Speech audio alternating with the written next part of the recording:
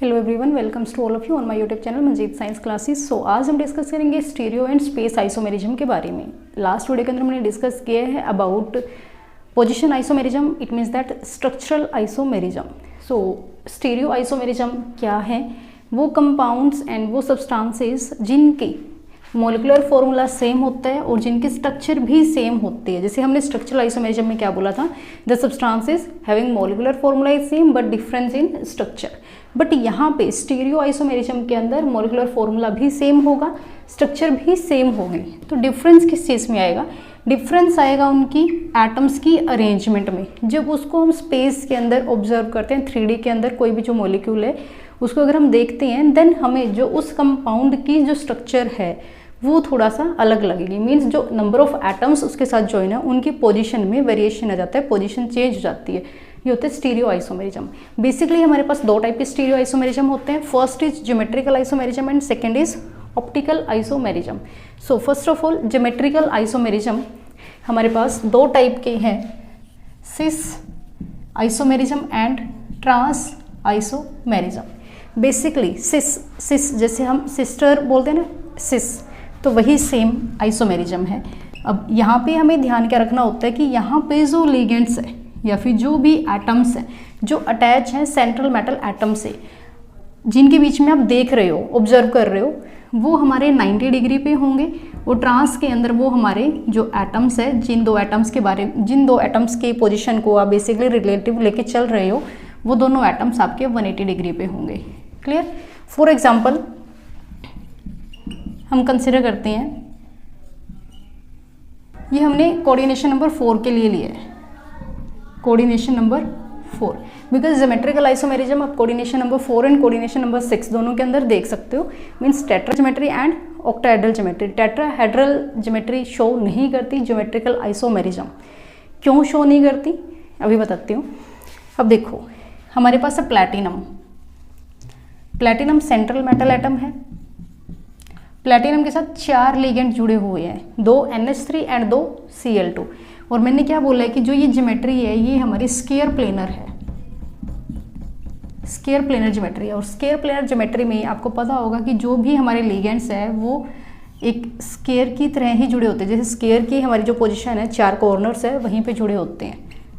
Cl 2 Cl2 थे, Cl NH3 NH3, 2 हमारे NH3 है। क्लियर?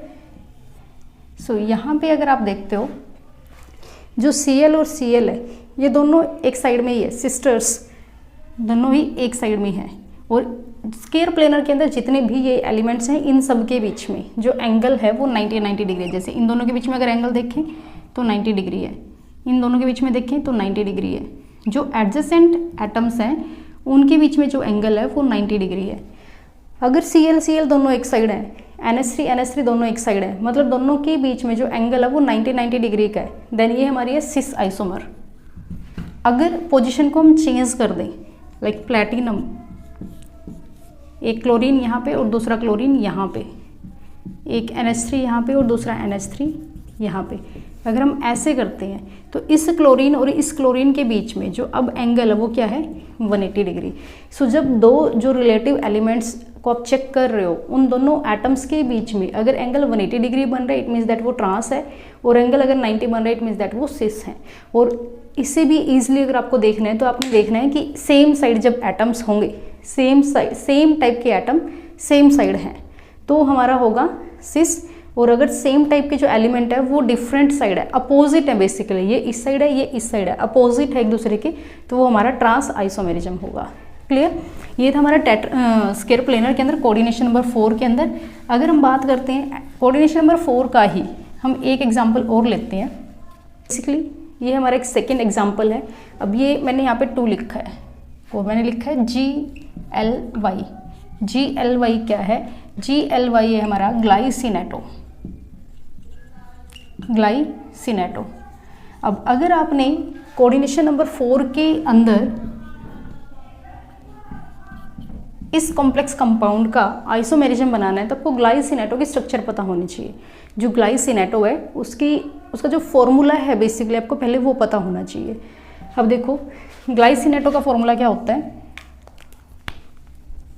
यहाँ पे राइट कर देती हूँ मैं, NH2CH2COO नेगेटिव। अब मैंने यहाँ पे 2 राइट किया था, मतलब हमारे पास 2 मॉलिक्यूल हैं ग्लाइसिनेटो के, NH2 यहाँ पे एक डोनर स्पीसीज ये है और एक डोनर स्पीसीज ये है। अब देखो कोऑर्डिनेशन नंबर 4 के अकॉर्डिंग ये कैसे होगा, प्लैटिनम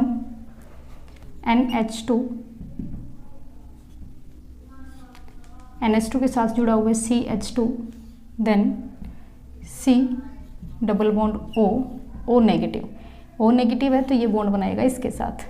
क्लियर। नेक्स्ट, अब हमने 2 लिया था ना 2 टाइम्स, तो एक मॉलिक्यूल मेरा ये रहा ग्लाइसिनेटो का और एक मॉलिक्यूल मैं इस साइड लूँगी।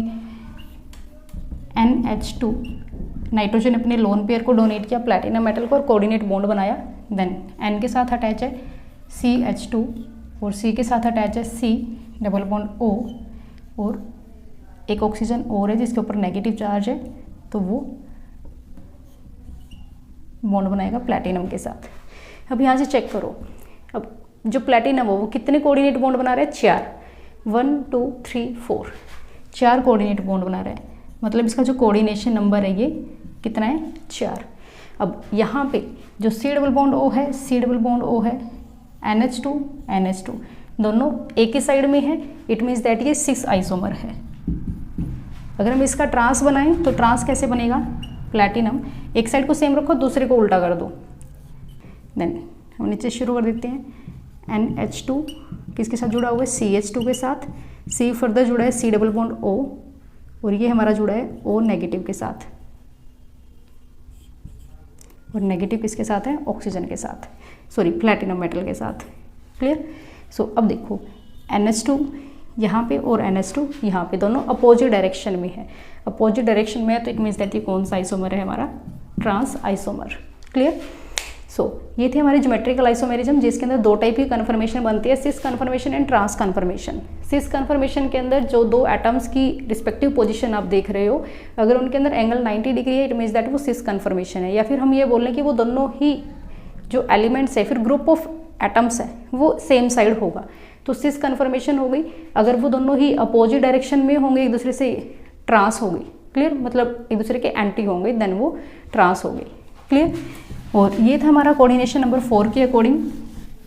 नेक्स्ट क्वेश्चन हमारा आता है कि कोऑर्डिनेशन नंबर 4 तो हमारी टेट्राहेड्रल ज्योमेट्री भी होती है, बट वो cis and trans geometrical isomerism show नहीं करते। तो ऐसा क्यों होता है, क्योंकि बेसिकली अगर हम बात करते हैं सिस एंड ट्रांस ज्योमेट्री की इन केस ऑफ टेट्राहेड्रल कंपाउंड, तो टेट्राहेड्रल लाइक हम ये एग्जांपल लेते हैं CH4, ये टेट्राहेड्रल कॉम्प्लेक्स है। अब टेट्राहेड्रल कॉम्प्लेक्स के अंदर क्या होता है, जो हमारी स्ट्रक्चर अगर हम 3D के अंदर देखें तो सारे के सारे बॉन्ड इक्वल होते हैं। लाइक तो यहाँ पे जो एंगल है वो सेम होते हैं, 109 डिग्री 28 मिनट के सारे जो एंगल है वो सेम होते हैं। और ये जो पोजीशन है, इस हाइड्रोजन की पोजीशन, मतलब जितने भी हाइड्रोजन है वो मेटल से सेम डिस्टेंस पे प्लेस्ड होते हैं। मीन्स अगर मैं इस हाइड्रोजन को यहाँ पे ले आऊँगी या फिर यहाँ पे ले जाऊँ, देन कोई फ़र्क नहीं है, जैसे ये यहाँ पे था वैसे ये यहाँ पे है, तो कोई भी स्ट्रक्चर के अंदर डिफरेंस नहीं आता जब हम लिगेंड्स की पोजीशन को चेंज करते हैं। सो इस वजह से बोला जाता है कि जो टेट्राहेड्रल ज्योमेट्री है उसके अंदर cis and trans geometrical isomerism visible नहीं होते, ओनली स्क्वायर प्लेनर के अंदर विजिबल होते हैं। क्लियर। नेक्स्ट हम बात करते हैं geometrical isomerism in coordination number 6 और इन ऑक्टाहेड्रल कॉम्प्लेक्सेस।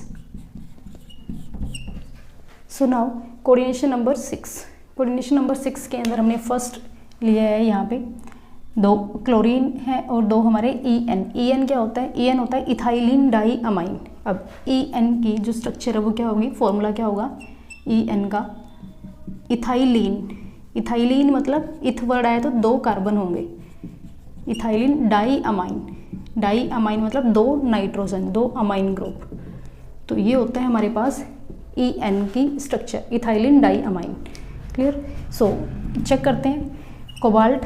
अब कोऑर्डिनेशन नंबर कितना है 6, मतलब 2 क्लोरीन अटैच हैं और 2 इथाइलिन मॉलिक्यूल अटैच है। अब इथाइलिन, एक इथाइलिन के अंदर 2 डोनर स्पीसीज हैं, तो 2 के अंदर कितनी हो जाएगी 4, तो 4 बॉन्ड तो EN के साथ बनेंगे और 2 बॉन्ड क्लोरीन के साथ बनेंगे, मतलब टोटल 6 कोऑर्डिनेट बॉन्ड बनेंगे। और हमें पता है टेट्रा जो ऑक्टाहेड्रल ज्योमेट्री है वो हमारी इस टाइप से होती थी, मतलब स्क्वायर और उसके स्क्वायर के ऊपर है नीचे। अब देखो Cl हमारे पास एक पोजीशन ये हो सकती है कि Cl दोनों एक साइड है। अब यहाँ पे इथाइलिन डाईअमाइन NH2, नाइट्रोजन अपना लोन पेयर डोनेट किया कोबाल्ट को, N अटैच है CH2 के साथ, फर्दर अटैच है CH2 के साथ और फिर NH2 के साथ। ये जो N है ये अपना फिर एक लोन पेयर देगा तो बॉन्ड बन गया। देन दूसरा इथाइलिन मॉलिक्यूल NH2 अपना लोन पेयर डोनेट किया, कोऑर्डिनेट बॉन्ड बनाया, N अटैच है CH2 के साथ, फिर CH2 के साथ और फिर CH2 फर्दर किसके साथ अटैच है NH2 के साथ, NH2 अपना लोन पेयर देगा और कोऑर्डिनेट बॉन्ड बनाएगा। अब यहाँ से देखो जब क्लोरीन दोनों सेम साइड है, सेम साइड होंगे 90 डिग्री का एंगल होगा तो क्या होगा सिस कन्फर्मेशन। तो ये है हमारी सिस कन्फर्मेशन। इसके रिस्पेक्ट में अगर हम दूसरी बनाएं कोबाल्ट,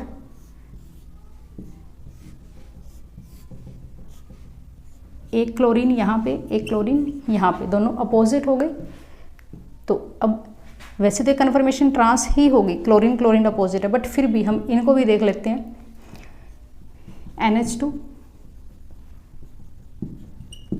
NH2 किसके साथ अटैच है CH2 के साथ, देन फर्दर CH2 NH2 जो नाइट्रोजन के पास लोन पेयर थे वो डोनेट किए कोबाल्ट को, then further NH2 CH2 CH2 NH2। Clear. सो ये है हमारी ट्रांस कन्फर्मेशन।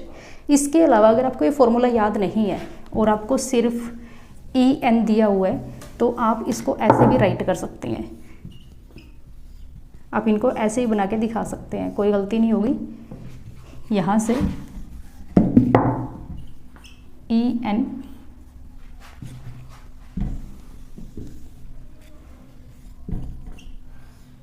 अब इस तरीके से भी इनको शो कर सकते हैं। तो ये हमारी सिस कन्फर्मेशन और ये है हमारी trans conformation in case of coordination number 6 और in case of octahedral complexes. Clear. Next हम डिस्कस करते हैं ऑप्टिकल आइसोमेरिज्म के बारे में। Now next type of stereo isomerism is optical isomerism. So optical मतलब लाइट। जो ये आइसोमेरिज्म है ये in the presence of light compound का जो बिहेवियर है वो डिफरेंट कर देते हैं। उन आइसोमेरिज्म को हम बोलते हैं optical isomerism. So basically plane polarise light की यहाँ पे बात होती है। सो पहले हम समझ लेते हैं प्लेन पोलराइज लाइट क्या है। हमारे पास कोई भी एक लाइट सोर्स है, ये लाइट सोर्स क्या करेगा, ये मल्टी डायरेक्शन मतलब हर डायरेक्शन में अपनी लाइट को एमिट करेगा।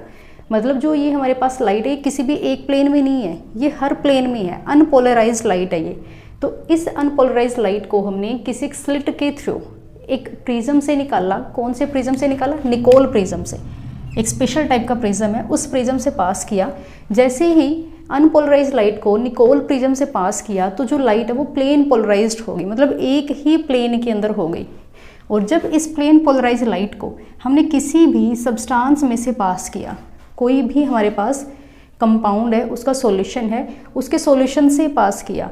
बेसिकली जो ये सॉल्यूशन है ये पोलैरीमीटर ट्यूब के अंदर रखा जाता है। पोलैरोमीटर एक इंस्ट्रूमेंट होता है जिसके अंदर हम ये सब काम करते हैं। तो ये जो सब्सटेंस है इसको एक पोलैरीमीटर ट्यूब के अंदर रखा जाता है। इस ट्यूब के अंदर इसको फिल करते हैं और यहाँ से फिर ये जो प्लेन पोलराइज लाइट है वो इस सॉल्यूशन में से पास होती है। देन उसको डिटेक्ट किया जाता है कि ये जो लाइट है प्लेन पोलराइज लाइट को इस ऑप्टिकल एक्टिव सब्सटेंस ने, या फिर मैं ये बोलूँ नॉर्मल लैंग्वेज के अंदर, इस प्लेन पोलराइज लाइट को इस सॉल्यूशन ने चेंज किया या नहीं किया। बेसिकली अगर प्लेन पोलराइज लाइट इस सॉल्यूशन से पास हुई और पास होने के बाद भी हमारी जो प्लेन पोलराइज लाइट है वो ऐसे ही है, सेम ही प्लेन में है, तो उसका मतलब है ये जो सॉल्यूशन था हमारा ये ऑप्टिकली इनएक्टिव है, ये लाइट के अकॉर्डिंग रिस्पोंड नहीं कर रहा है, लाइट को रोटेट नहीं कर रहा है।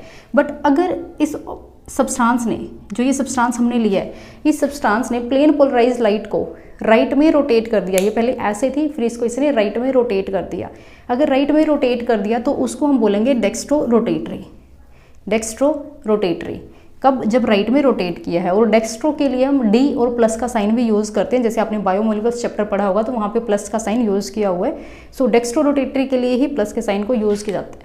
बट अगर इसको लेफ्ट में रोटेट कर देता है तो उसको हम बोलेंगे लीवो रोटेटरी, एल या फिर माइनस के निशान के साथ शो करते हैं। क्लियर। सो बेसिकली जो सब्सटेंस हमारे पास है ये दोनों टाइप का बिहेवियर भी शो करता है। लाइक अगर हम बात करते हैं, ये हमारे पास शुगर है, शुगर मीन्स सुक्रोज का सॉल्यूशन है। अब आपको पता है सुक्रोज के अंदर ग्लूकोज भी होता है और फ्रक्टोज भी होता है, जो इनमें से एक हमारा डेक्स्ट्रो रोटेटरी होता है और एक हमारा लीवो रोटेटरी होता है। तो मीन्स शुगर के अंदर हमारे पास दो अदर जो कार्बोहाइड्रेट्स है उनका मिक्सचर है, जो एक लीवो रोटेटरी एक डेक्स्ट्रो रोटेटरी है। तो जो इनके स्ट्रक्चर है उनको दोनों को हम बोलेंगे इनैंशोमर। इनकी जो स्ट्रक्चर है वो सेम होती है, इनका जो मोलिकुलर फॉर्मूला है बेसिकली वो सेम होता है, मोलिकुलर फॉर्मूला सेम है। लाइट के अकॉर्डिंग रिस्पॉन्ड करने की जो एबिलिटी है वो अलग अलग है। ये ऑप्टिकली एक्टिव सब्सटेंस हैं दोनों ही, एक लाइट को लेफ्ट में रोटेट करने की टेंडेंसी रखते हैं, एक लाइट को राइट में रोटेट करने की टेंडेंसी रखते हैं, बट फॉर्मूला सेम है दोनों का। क्लियर। सो इस वजह से इन दोनों को हम क्या बोलेंगे, इनैंशोमर बोलेंगे। रिपीट कर रही हूँ मैं, हमारे पास कोई भी एक अनपोलराइज लाइट है, उसको हमने निकोल प्रिज्म से पास किया। क्यों पास किया? ताकि जो अनपोलराइज लाइट थी वो हमारी प्लेन पोलराइज हो जाए, एक ही प्लेन में हो जाए। जब हम प्लेन पोलराइज लाइट को एक ऑप्टिकली एक्टिव सब्सटेंस, एक ऑप्टिकली एक्टिव सॉल्यूशन से पास करेंगे, तो जो वो ऑप्टिकल एक्टिव सब्सटेंस है वो प्लेन पोलराइज लाइट को लेफ्ट में या फिर राइट में रोटेट कर देगा। और जो वो लेफ्ट में रोटेट कर रहा है और राइट में रोटेट कर रहा है, उन दोनों की वो दोनों जो स्ट्रक्चर हैं उनको हम बोलेंगे enantiomer, enantiomers. Clear. This both are enantiomer of each other and both are optical isomerism of each other. ये इसका ऑप्टिकल आइसोमर होता है। क्लियर। ये आपको क्लियरली कैसे समझ आएगी, जैसे हम एग्जांपल डिस्कस करेंगे। एक चीज़ और ध्यान रखनी है, जो ऑप्टिकल आइसोमेरिज्म है ये मिरर इमेज होते हैं एक दूसरे की, but non super imposable mirror image होते हैं। Non super imposable, super impose नहीं करते बट मिरर इमेज बनाते हैं। क्लियर। फॉर एग्जाम्पल हमने एग्जाम्पल लिया COEN3 3 पॉजिटिव। EN अभी लास्ट वीडियो में मैंने बताया था, EN is the ethylene diamine. अब अगर हम इसके स्ट्रक्चर बनाएं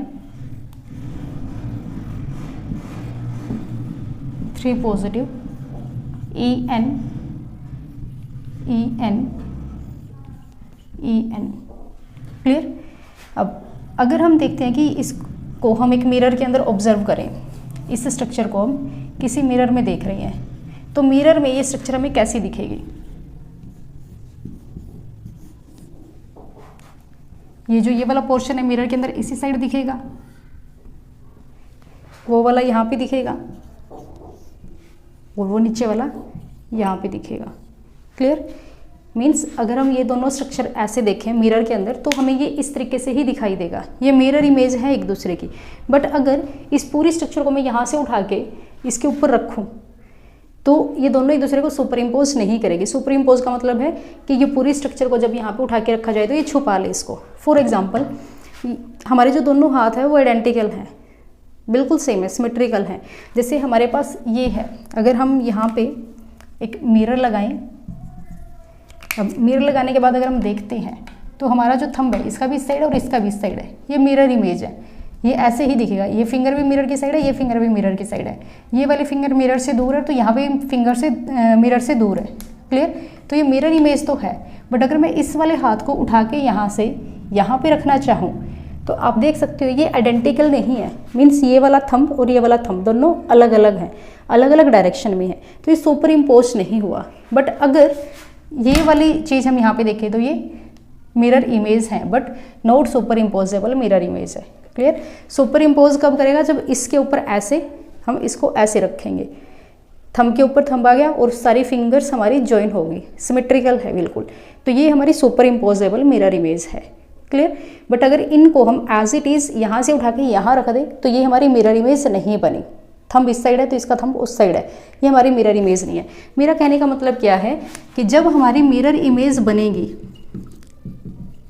मिरर इमेज होगी तो वो हमारा ऑप्टिकली एक्टिव सब्सटेंस होगा, ऑप्टिकल एक्टिव सब्सटेंस होगा जिसकी मिरर इमेज बन रही है। जैसे यहाँ पे इसकी मिरर इमेज बन रही है तो ये ऑप्टिकल एक्टिव सब्सटेंस है, और जो ऑप्टिकल एक्टिव सब्सटेंस है वो हमारे ऑप्टिकल आइसोमेरिज्म शो करेंगे, ये हमारे ऑप्टिकल आइसोमर होंगे।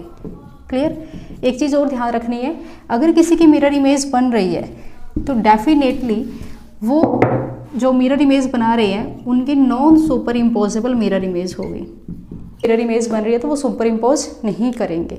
सुपर इम्पोज मतलब पूरी की पूरी स्ट्रक्चर को कवर नहीं करेंगे अगर एक को हम उठा के दूसरे के ऊपर रख रहे हैं तो। क्लियर। तो ये था हमारा आइसोमेरिज्म जो कोऑर्डिनेशन कंपाउंड एंड जो हमारे ऑर्गेनिक केमिस्ट्री के चैप्टर आएंगे उनके अंदर भी यूज होगा। आई होप आपको वीडियो समझ आई हो। Thank you. Have a nice day.